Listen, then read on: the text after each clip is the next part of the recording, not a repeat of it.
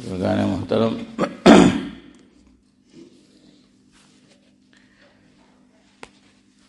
گزشتہ ہفتے چودھری صاحب نہیں آج چودھری صاحب نے ایک سوال کیا تھا، بلکہ اس سے پہلے ہفتے گزشتہ سے پیوستہ، اور گزشتہ ہفتے میں نے اس تعلق سے آپ کو کچھ باتیں بتائی بھی تھی۔ سوال کیا تھا، ایک دن مجلس میں یہ روایت آئی تھی جس کا مفہوم یہ ہے کہ قیامت سے پہلے، یعنی جب قیامت قائم ہوگی تو کعبۃ اللہ کو کیا کر دیا جائے گا؟ ڈھا دیا جائے گا قیامت سے پہلے۔ تو چودھری صاحب بعد میں میرے پاس آئے، انیس الزماں صاحب، اور کہنے لگے کہ مول صاحب اس کے اندر کعبے میں تو ایک پتھر ہے حجر اسود، کہ جو کیسا پتھر ہے؟ جنت کا پتھر ہے، جنتی پتھر ہے۔ تو جنت کی تو کسی نعمت کو زوال نہیں ہے، فنا نہیں ہے، تو پھر یہ کعبۃ اللہ فنا ہوگا، اس کو ڈھا دیا جائے گا، تو پھر وہ پتھر بھی ڈھا دیا جائے گا۔ تو یہ بات تو سمجھ نہیں آتی کہ جنت کی تو کسی نعمت کو فنا ہے نہیں، اور ہم جانتے ہیں کہ یہ پتھر کہاں سے آیا ہے؟ جنت سے آیا ہے۔ اور روایت میں ہے جس کا مفہوم یہ ہے کہ جب یہ آیا تو یہ سیاہ اور کالا نہیں تھا، بلکہ کیسا تھا؟ سفید تھا۔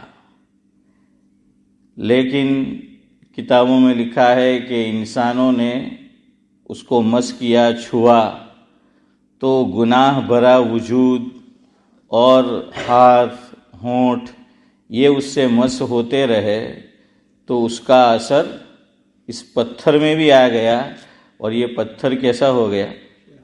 سیاہ ہو گیا، اسود۔ تو بہرحال اس تعلق سے آپ کو کچھ باتیں بتانی ہیں۔ اس سے پہلے ایک شاعر گزرے ہیں صبیح رحمانی، انہوں نے مکہ مکرمہ کے تعلق سے، حجر اسود کے تعلق سے جو لکھا ہے پہلے وہ سنیں۔ اس میں بار بار یہ جملہ آئے گا، اللہ اکبر، اللہ اکبر۔ تو بڑی پیاری باتیں انہوں نے منظوم لکھی ہے۔ وہ لکھتے ہیں، کعبے کی رونق، کعبے کا منظر، اللہ اکبر، اللہ اکبر۔ کعبے کی رونق، کعبے کا منظر، اللہ اکبر، اللہ اکبر۔ دیکھوں تو دیکھے جاؤں برابر، دیکھوں تو دیکھے جاؤں برابر، اللہ اکبر، اللہ اکبر۔ حمد خدا سے تر ہیں زبانیں۔ کیا ہوتا ہے؟ حج میں جاتا ہے آدمی، زبان پر لبیک اللہم لبیک، اللہ تعالیٰ کی حمد ہوتی ہے، تو لکھتے ہیں کہ حمد خدا سے تر ہیں زبانیں،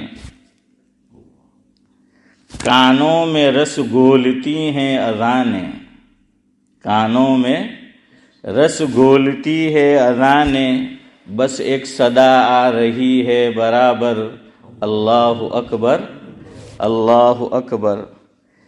تیرے حرم کی کیا بات ہے مولا، تیرے حرم کی کیا بات ہے مولا، تیرے کرم کی کیا بات ہے مولا، تا عمر لکھ دے آنا مقدر، آمین، تا عمر لکھ دے آنا مقدر، اللہ اکبر، اللہ اکبر۔ مانگی ہیں میں نے جتنی دعائیں، مانگی ہیں میں نے جتنی دعائیں، منظور ہوں گی مقبول ہوگی، مانگی ہیں میں نے جتنی دعائیں، منظور ہوگی مقبول ہوگی، میزاب رحمت ہے میرے سر پر، میزاب رحمت ہے میرے سر پر، اللہ اکبر اللہ اکبر۔ یہ کیفیت ہونی چاہیے ہم سب کی وہاں جائے تو۔ آگے وہ لکھتے ہیں، یاد آ گئیں جب اپنی خطائیں، یاد آ گئیں جب اپنی خطائیں، اشکوں میں ڈھلنے لگی التجائیں۔ اللہ اکبر، یعنی کیا تعبیر کی ہے کہ یاد آ گئی جب اپنی خطائیں، اشکوں میں ڈھلنے لگی التجائیں۔ یعنی کیا مطلب کہ خطائیں مجھے وہاں یاد آئی تو میں روتا رہا، بس اشکوں میں ڈھلنے لگی التجائیں۔ وہاں جائے تو یہ حالت ہونی چاہیے کہ بھئی ہمیں اپنے گناہ یاد آئے اور ہم روئے، اس کے بجائے وہاں کیا ہوتا ہے؟ سیلفی، کہ میں تیرا سیلفی نہیں لے گا تو میں تیرا ویڈیو بناتا ہوں، تو میرا ویڈیو بنا۔ وہاں یہ چیزیں ہوتی ہے، ارے وہاں جا کے کیا کرنا ہے؟ شیخ عبد القادر جیلانی علیہ الرحمہ کے تعلق سے شیخ سعدی علیہ الرحمہ نے لکھا ہے کہ جب شیخ عبد القادر جیلانی علیہ الرحمہ مفہوم ہے کہ پہنچے کعبۃ اللہ تو کعبۃ اللہ کا غلاف پکڑ کر بس صرف یہ دعا کرتے رہے، من نگویم کے طاعتم بھی پذیر، فارسی زبان میں ہے، من نگویم کے طاعتم بھی پذیر، قلم عفو بر گناہم کش۔ کیا کہا کہ من نگویم کے طاعتم بھی پذیر، اے اللہ میں آپ سے یہ دعا کرنے کی جرت نہیں رکھتا کہ تو میری نیکیوں کو قبول کر لے۔ ہیں سعد اللہ صاحب، وہ تو سب کچھ کرتے تھے، نیک تھے، صالح تھے، نیک اعمال کرتے تھے، لیکن پھر بھی ڈرتے تھے کہ اللہ میں تجھ سے تیرے گھر میں آ کر میں یہ نہیں کہہ سکتا، اتنی جرت نہیں عبد القادر میں کہ میں یہ کہوں کہ تو میری نیکیاں قبول کر لے۔ اور میرا اور آپ کا حال یہ ہے، وہاں جاتے ہیں تو یہ سمجھتے ہیں کہ بھئی اب یہاں پر ہم آئے ہیں تو سب قبول ہے، تو وہاں نہ ہمیں اپنی خطائیں یاد آتی ہیں، نہ آنکھوں میں آنسو جو ہیں وہ آتے ہیں، اور نہ کعبے کا غلاف پکڑ کر ہم روتے ہیں، بلکہ فوٹو کھنچوا رہے ہیں، سیلفی جو ہیں وہ بنا رہے ہیں۔ اور ہمارے اکابر کا یہ حال کہ من نگویم کے طاعتم بھی پذیر، قلم عفو بر گناہم کش۔ فاروق بھائی کیا فرمایا کہ میرے گناہ پر عفو کا، معافی کا قلم پھیر دے، بس میں یہ تجھ سے التجا کرتا ہوں کہ اللہ تو کیا کر، میرے گناہوں کے اوپر معافی کا قلم پھیر دے۔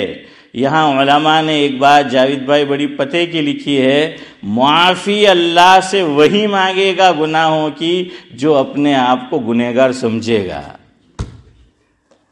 جب آدمی اپنے آپ کو گنہگار ہی نہیں سمجھتا تو پھر گناہوں کی معافی کیسے مانگے گا؟ اور دیکھیے، آدمی کو اپنے آپ کو نیک نہیں سمجھنا چاہیے، یعنی جتلانا نہیں چاہیے اپنے آپ کو۔ قرآن نے کیا فرمایا کہ بل اللہ یزکی من یشاء، اور ایک مقام پر اللہ نے فرمایا فلا تزکوا انفسکم، خبردار اے انسانوں، اے مسلمانوں، اپنے آپ کے متعلق یہ گمان مت کرو کہ میں بہت نیک ہوں، میں بہت پارسا ہوں۔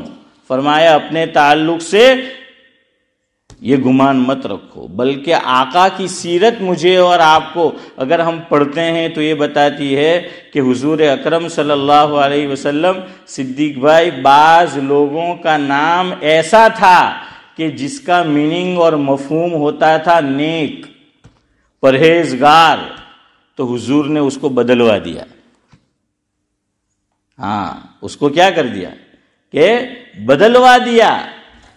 اللہ سے دعا کرنی ہے کہ بھئی ہمارے نیک اعمال کو وہ قبول کرے، لیکن یہ کہ اپنے آپ کو کیا کرتے رہے، نیک جو ہے وہ آدمی سمجھتا رہے، تو پھر معافی کی توفیق جو ہے وہ نہیں ملتی۔ بہرحال تو شاعر کہتا ہے کہ یاد آ گئیں جب اپنی خطائیں، یاد آ گئیں جب اپنی خطائیں، اشکوں میں ڈھلنے لگی التجائے، رویا غلاف کعبہ پکڑ کر اللہ اکبر اللہ اکبر۔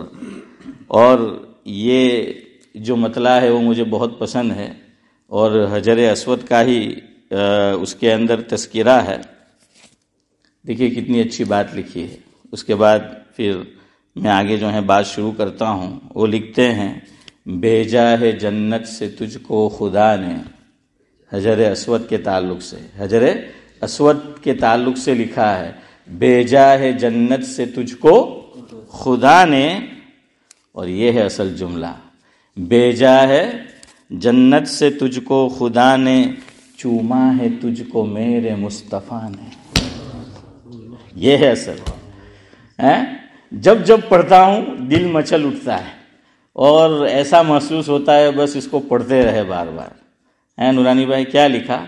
بھیجا ہے جنت سے تجھ کو خدا نے، حجر اسود، بھیجا ہے جنت سے تجھ کو خدا نے، چوما ہے تجھ کو میرے مصطفیٰ نے، چوما ہے تجھ کو میرے مصطفیٰ نے، اے سنگ اسود تیرا مقدر۔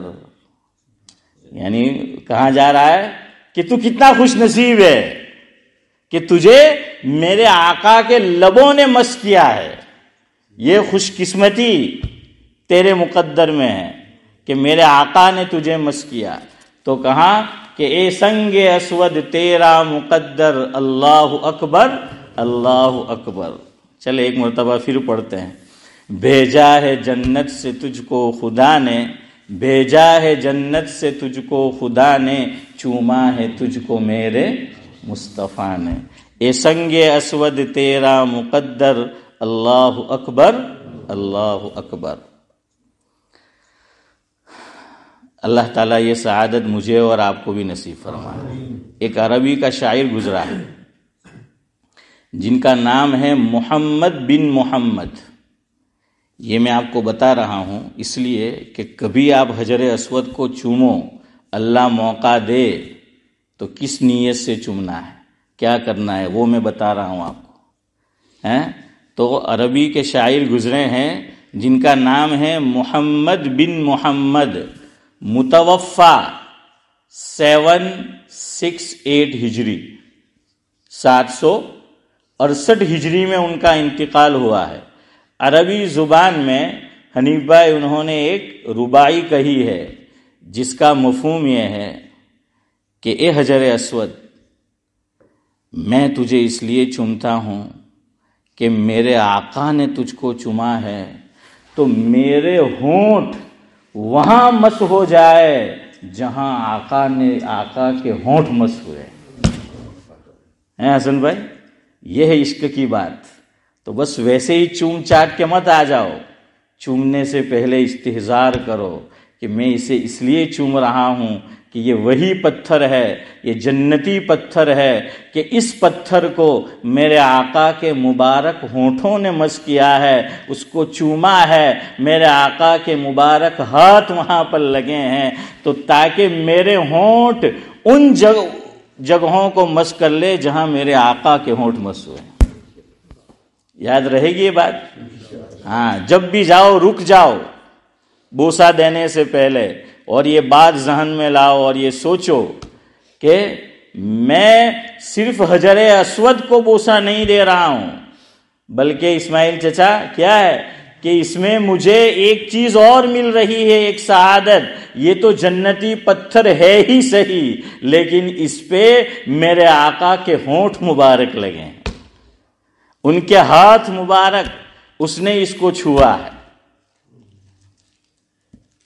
اب آ جائیے جو چودھری صاحب نے پوچھا عارف بھائی، اس کا جواب کہ اس کو ڈھا دیا جائے گا، اور ایسا ہوگا، یاد رکھو، آقا نے فرمایا وہ ہو کر رہے گا۔ ہاں، ایک صاحب ہے کلیپٹن میں، ہمارے جو گاؤں ہے، میں ہم سب جہاں کے ہیں گجرات میں جس حصے سے، وہ بھی ادھر کے ہی ہے، میں نام نہیں لے رہا۔ ایک دن انہوں نے بڑی پیاری بات کہی مجھے، خلاصہ ہے، وہ کہنے لگے فاروق بھائی کہ میں میرے باپ کی اولاد ہوں. اس میں ویسے مجھے شک نہیں ہے، ان کو شک نہیں ہے، لیکن سمجھا رہے ہیں، بتا رہے ہیں کہ میں میرے باپ کی اولاد ہوں. اس میں تو شاید ڈاؤٹ اور شک ہو سکتا ہے، لیکن میرے آقا نے جو باتیں بیان فرمائی، میرے آقا کے جتنے ارشادات ہیں، اس میں کبھی شک نہیں ہو سکتا. کیا ایمان ہوگا. عام آدمی ہے وہ، عمر رسیدہ ہے، بڑی عمر کے ہے، تو کہا کہ مجھے کبھی شک نہیں ہوا کہ جو میرے آقا نے بات بتائی وہ ہاشم بھائی کیا ہے 16.5 آنا، وہ بات جو ہے وہ سچ اور صحیح ہے. کیا ہوگا جب اس کو ڈھا دیا جائے گا؟ آقا نے تو پورا نقشہ بتا دیا کہ وہ ڈھانے والا، اس کی شکل کیسی ہوگی، اس کے ہاتھ کیسے ہوں گے، اس کے پاؤں جو ہیں وہ کیسے ہوں گے، سب کچھ بتا دیا ہے. لیکن حضور نے یہ بھی بتایا، جس کا مفہوم یہ ہے کہ جب کعبۃ اللہ کو ڈھایا جائے گا تو اس سے پہلے اللہ تبارک و تعالی حجر اسود کو آسمانوں سے اوپر اٹھا لیں گے اور جہاں سے وہ آیا تھا وہاں جنت میں اس کو پہنچا دیا جائے گا. اب میرا اور آپ کا ایمان وہ جو صاحب نے کہا نا ویسا ہی ہونا چاہیے کہ ہمیں اپنے نسب میں تو شک ہو سکتا ہے لیکن آقا کے ارشاد میں شک نہیں ہو سکتا. چلے اب ذرا ذہن سے قریب کرتا ہوں میں یہ بات. حضرت عائشہ اس کے بعد وہ بات حضرت عائشہ رضی اللہ تعالی عنہا سے آقا نے یہ فرمایا، جس کا مفہوم یہ ہے کہ رات کے وقت لوگ حجر اسود کو دیکھیں گے کہ کعبۃ اللہ میں نصب ہے اور لوگ اس کو چوم رہے ہوں گے، اس کو ہاتھ لگا رہے ہوں گے، رات میں موجود ہوگا. لیکن جب صبح کریں گے اقبال بھائی تو کیا ہوگا کہ وہ نورانی پتھر نورانی بھائی وہاں نہیں ہوگا، اللہ نے اس کو اٹھا لیا ہوگا. پھر اس کو ڈھایا جائے گا کعبۃ اللہ کو، تو گویا کہ وہ نورانی پتھر پہ اور جنتی پتھر پہ حجر اسود پہ کوئی آنچ نہیں آئے. ایک بات اور بھی بتا دوں، ہاں ایسا ہوا ہے کہ کعبۃ اللہ کو آپ جانتے ہیں ڈھا دیا ہے کئی بادشاہوں نے پہلے، حجر اسود کو بھی لے جایا گیا. یہ جبل ابی قبیس میں تھا سب سے پہلے جب اس کو لگایا گیا کعبۃ اللہ میں. اس کے بعد جب کعبۃ اللہ کسی وجہ سے وہ عمارت نہیں رہی، اسے جبل ابی قبیس، وہیں پر قریب میں پہاڑ ہے، آپ لوگ گئے ہوں گے وہاں پر، تو جبل ابی قبیس میں یہ پتھر رکھا تھا.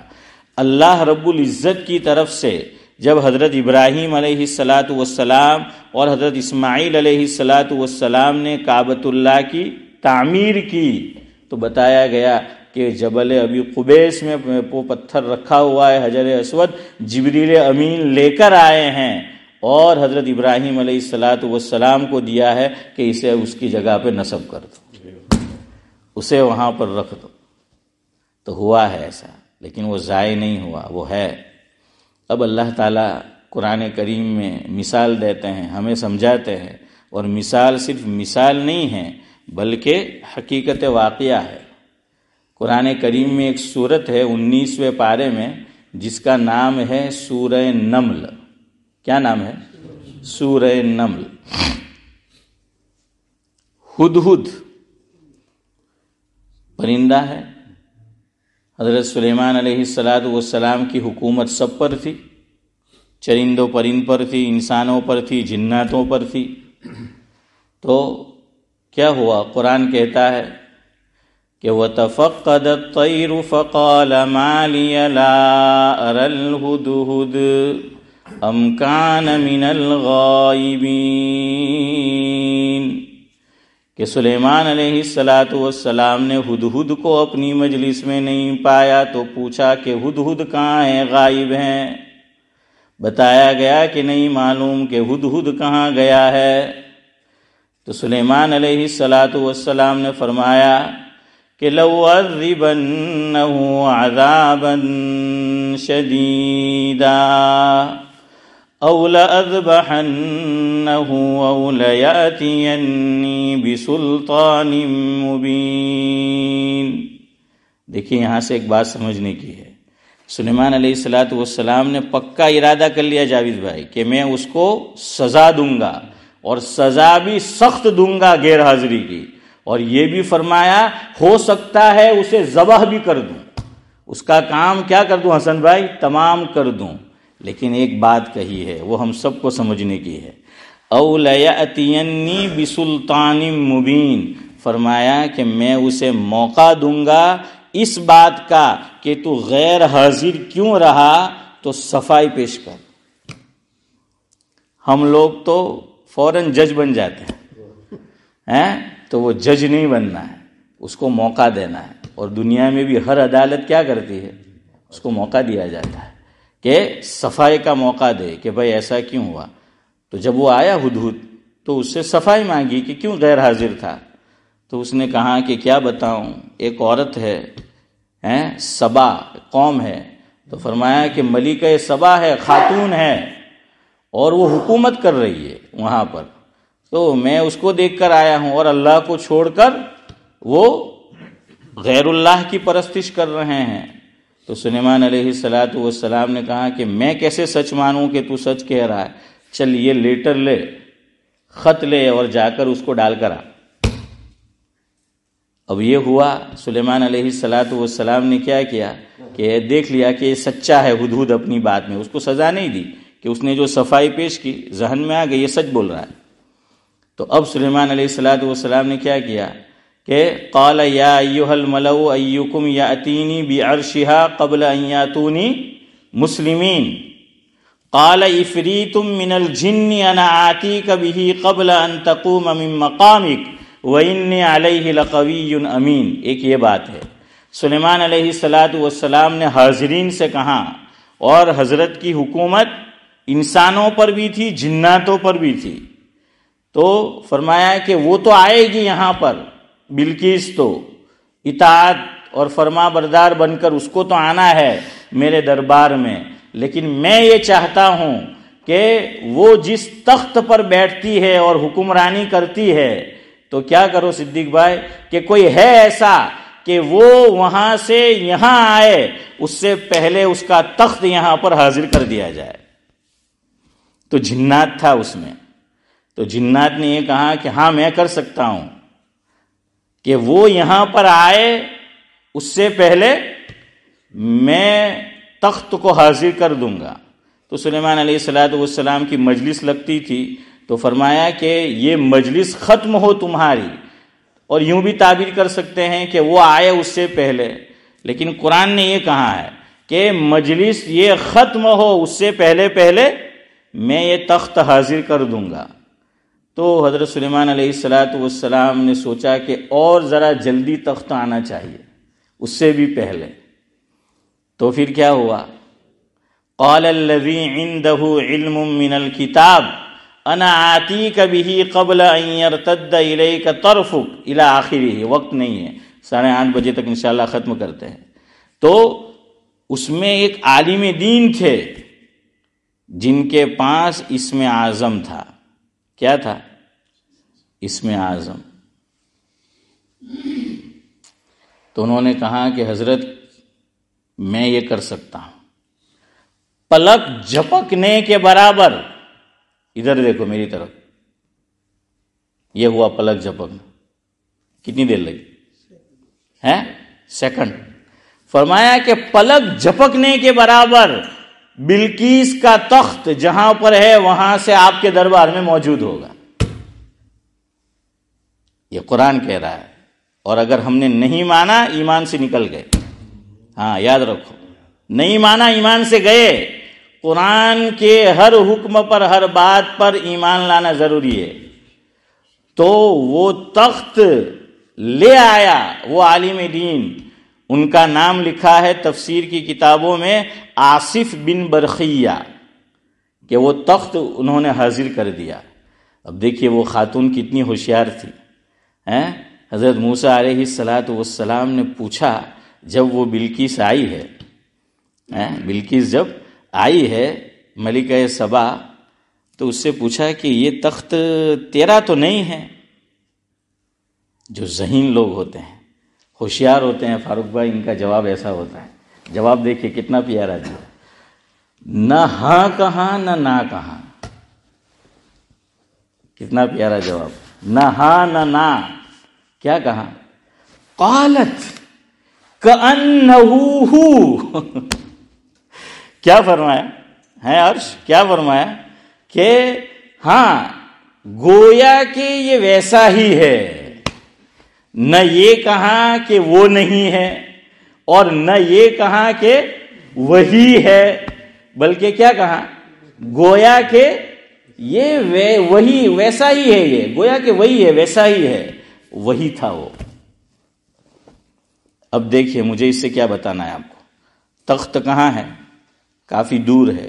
سلیمان علیہ السلام کا دربار لگتا ہے وہاں سے منٹ بھی نہیں، سیکنڈ میں اس کو کہاں لایا گیا؟ سلیمان علیہ السلام کے دربار میں. تو اللہ تعالیٰ تو ان اللہ علی کل شیء قدیر، سب کا خالق ہے، سب کا مالک ہے. وہ چاہے گا تو سیکنڈ کے اندر اس کو ڈھایا جائے، اس سے پہلے کعبۃ اللہ سے جنت میں نہیں اٹھا سکتا. اٹھا سکتا ہے، اٹھا سکتا ہے. اور آپ معراج کا سفر دیکھیے، وہ بھی ویسا ہی ہے. وقت جو ہے میرے پاس نہیں ہے. تیسری مثال حضرت عیسیٰ علیہ السلام. ہمارا عقیدہ کیا ہے؟ اٹھا لیا گیا نا. ان کو کہاں اٹھایا گیا؟ دنیا سے جنت میں، آسمانوں پر اوپر جو ہے وہ اٹھایا گیا. تو یہ سب مثالیں دی ہیں. اور دیکھیے اللہ تعالیٰ نے ایسے واقعات پہلے سے کروائے ہوئے تاکہ حضور صلی اللہ علیہ وسلم جو دین لے کر آئے ہیں اور جو ارشادات حضور کے ہوں گے، حضور صلی اللہ علیہ وسلم کے جو اقوال ہوں گے، جو افعال ہوں گے، وہ ہمارے لیے سمجھنا کیا ہو جائیں گے؟ آسان ہو جائیں گے. اور آج کی سائنس نے تو اور آسان کر دیا. وقت ہو گیا ہے، گفتگو ختم کرتا ہوں. میں یہاں بیٹھا ہوں، میں نے ایک میسیج لکھ دیا، لکھ کر ریڈی ہے. مجھے امریکہ بھیجنا ہے یا انڈیا بھیجنا ہے، پاکستان بھیجنا ہے. میں یہاں سے اس کو کیا کروں گا؟ بس خالی اس کو ٹچ کیا، اس کو دبایا، وہ سیدھا کہاں پہنچ گیا؟ سیکنڈ میں پہنچ جاتا ہے نا. کتنا وقت لیتا ہے؟ زیادہ لیتا ہے، سیکنڈ میں پہنچ جاتا ہے. ہاں تو اب میرے پاس بھی ایک سیکنڈ بھی زائد نہیں ہے. اب مجھے بھی وہاں پہنچنا چاہیے جہاں مجھے پہنچنا ہے. سبحان اللہ و بحمدہ، سبحانک اللہم و بحمدک، نشہد ان لا الہ الا انت.